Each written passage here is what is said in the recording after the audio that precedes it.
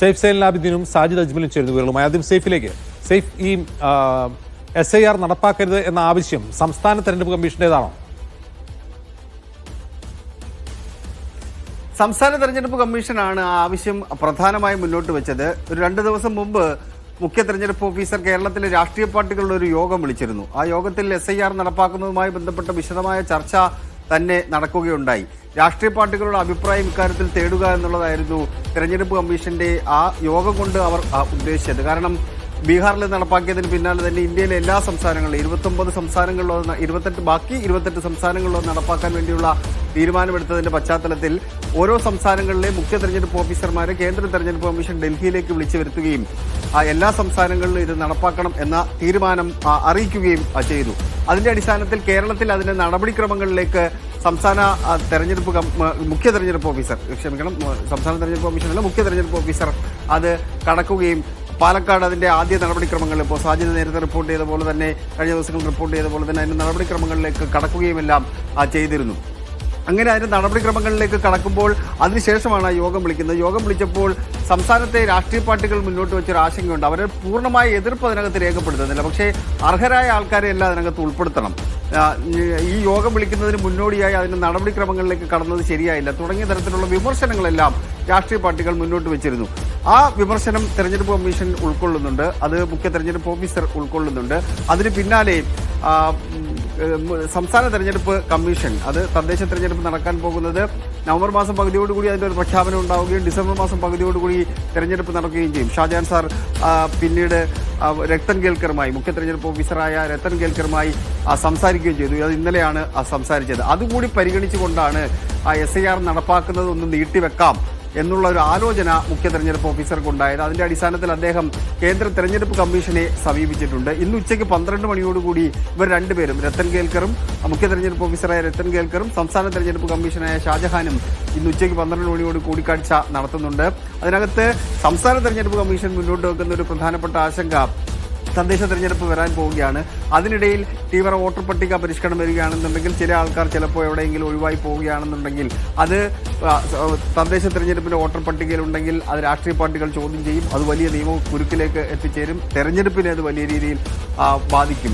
അതുകൊണ്ട് ഈ തെരഞ്ഞെടുപ്പിന് ശേഷം മാത്രമേ അത് നടപ്പാക്കാൻ പാടുള്ളൂ എന്നുള്ളൊരു നിർദ്ദേശം അല്ലെങ്കിൽ ഒരു അഭ്യർത്ഥന എന്ന മുഖേന അദ്ദേഹം അത് മുന്നോട്ട് വെച്ചിട്ടുണ്ട്. അതിന് അനുകൂലമായിട്ട് തന്നെയാണ് രത്തൻ കേൽക്കർ പ്രതികരിച്ചിട്ടുള്ളത്. അദ്ദേഹം ഈ കൺസേൺ സംസ്ഥാന തെരഞ്ഞെടുപ്പ് കമ്മീഷന്റെ ഈ കൺസേൺ കേന്ദ്ര തെരഞ്ഞെടുപ്പ് കമ്മീഷനെ അറിയിച്ചിട്ടുണ്ട്. അനുകൂലമായ ഒരു തീരുമാനമുണ്ടാകുമെന്ന് തന്നെയാണ് നമുക്ക് ലഭ്യമാകുന്ന ആ വിവരം. ആ പ്രഖ്യാപനം ചിലപ്പോൾ ഉച്ചയ്ക്കോ അല്ലെങ്കിൽ വൈകുന്നേരമോ അല്ലെങ്കിൽ നാളെയോ ഒക്കെ ഉണ്ടായേക്കും. എന്തായാലും അത് നീട്ടിവെക്കണം എന്നുള്ള സംസ്ഥാന തെരഞ്ഞെടുപ്പ് കമ്മീഷന്റെ അഭ്യർത്ഥനയ്ക്കാണ് കൂടുതൽ പ്രാധാന്യം മുഖ്യ തെരഞ്ഞെടുപ്പ് ഓഫീസർ നൽകിയിരിക്കുന്നത്. അത് തെരഞ്ഞെടുപ്പിനെ ബാധിക്കരുത്, വിവാദമായി മാറരുത് എന്നുള്ള ഒരു അഭ്യർത്ഥന മുന്നോട്ട് വെച്ച പശ്ചാത്തലത്തിലാണ് മുഖ്യ തെരഞ്ഞെടുപ്പ് ഓഫീസറായ രത്തൻ കേൽക്കർ അതിനോട് അനുകൂലമായിട്ട് പ്രതികരിച്ചിരിക്കുന്നത്. അജിത്, ശരി.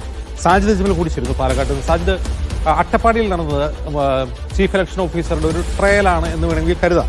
അങ്ങനെയാണെങ്കിൽ ആ ട്രയലിൽ ഉണ്ടായ ഫീഡ്ബാക്ക് അത് യഥാർത്ഥത്തിൽ ഇപ്പോൾ സംസ്ഥാന തെരഞ്ഞെടുപ്പ് കമ്മീഷണറുടെ ഈ നിർദ്ദേശത്തെ സ്വാധീനിച്ചിട്ടുണ്ടാകും.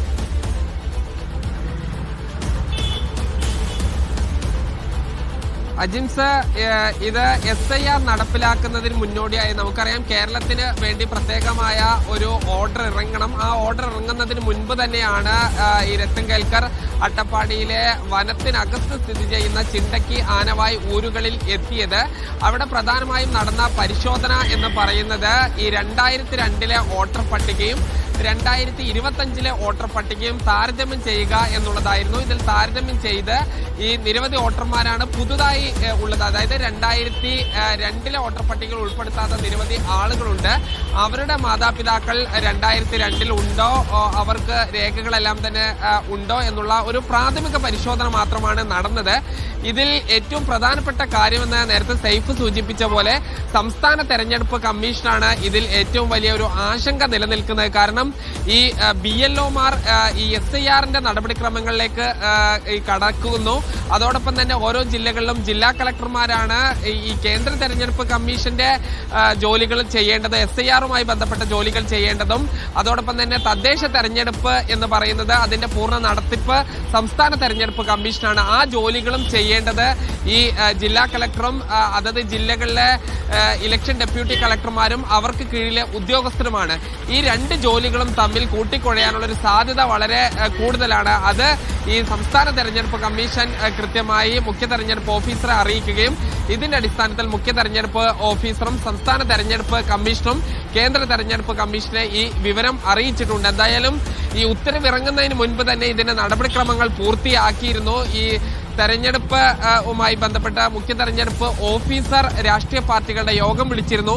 പാലക്കാട് ജില്ലാ കളക്ടർ പാലക്കാട് ജില്ലയിലെ ഈ രാഷ്ട്രീയ പാർട്ടികളുടെ യോഗം വിളിക്കുകയും ഇതിന്റെ നടപടിക്രമങ്ങളിലേക്ക് ഈ ഒരു അനൗപചാരികമായി കടക്കുകയും ചെയ്തിരുന്നു. പക്ഷേ ഇപ്പോഴത് നീട്ടിവെക്കാനുള്ള ഒരു സാധ്യതയാണ് നേരത്തെ സൈഫ് സൂചിപ്പിച്ച പോലെ ഉള്ളത്. കാരണം ഈ ഉദ്യോഗസ്ഥർ രാഷ്ട്രീയ പാർട്ടികളെക്കാൾ കൂടുതൽ ഈ സംസ്ഥാന തെരഞ്ഞെടുപ്പ് കമ്മീഷനും ജില്ലകളിലെ ഉദ്യോഗസ്ഥർക്കുമാണ് ഇതിന്റെ വലിയ ഒരു റിസ്ക് കൂടുതലായി വരാനുള്ള ഒരു സാധ്യത. കാരണം SIRന്റെ ജോലികളും ഈ തദ്ദേശ തെരഞ്ഞെടുപ്പിന്റെ ജോലികളും ഒരുമിച്ച് വരുമ്പോൾ അത് വലിയൊരു പ്രതിസന്ധി സൃഷ്ടിക്കാനുള്ള ഒരു സാഹചര്യമുണ്ട്. എന്തായാലും രാജ്യത്തെ എല്ലാ സംസ്ഥാനങ്ങളിലും SIRന്റെ ജോലികൾ തുടങ്ങിയിട്ടില്ല. അതുകൊണ്ട് മറ്റ് സംസ്ഥാനങ്ങൾക്ക് ഒപ്പം ഇപ്പൊ ബീഹാറിൽ മാത്രമാണ് അത് ഏറെക്കുറെ പൂർത്തിയാകാൻ പോകുന്നത്. മറ്റ് സംസ്ഥാനങ്ങളിൽ ഇപ്പൊ ബംഗാളിൽ ആരംഭിച്ചിട്ടുണ്ട്.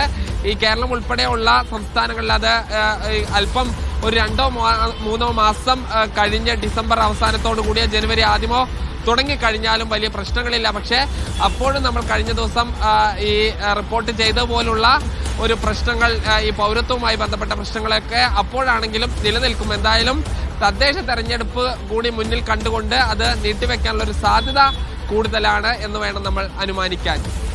ശരി, സാജിദ് അജ്മൽ സേഫ് സൈൻ ലാബിനാണ് ഈ വിവരങ്ങൾ നൽകിയത്.